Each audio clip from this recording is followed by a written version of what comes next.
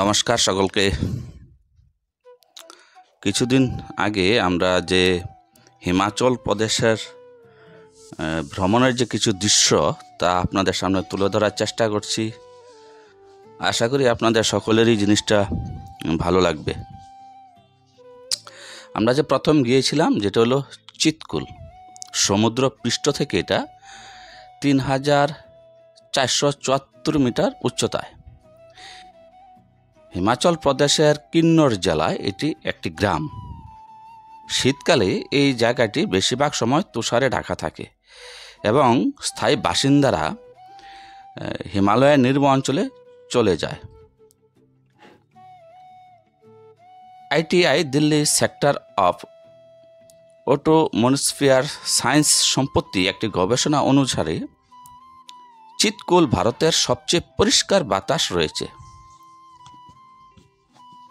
সাংলা থেকে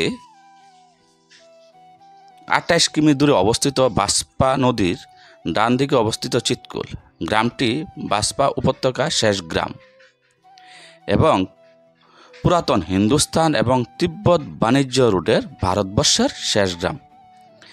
ভারত এবং চীন সীমান্তের কাছে বাসপা নদীর উৎপন্ন হয়।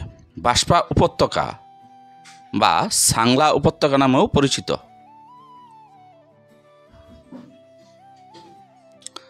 বাসপা নদীর বাম তীরে যে সুতল নদীর সাথে মিলিত হয় ১,৮৩০ মিটার উচ্চতায়।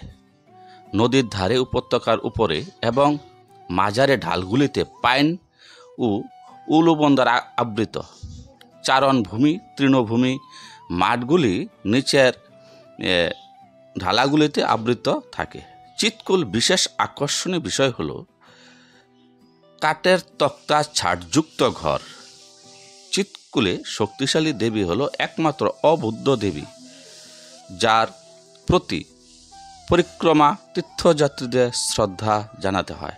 বিশ্বাস করা হয় স্থায়ী দেবতা। আশা করি আপনাদের কাছে চিৎকুল যে জায়গাটা সম্বন্ধে কিছু একটা ধারণা হয়েছে,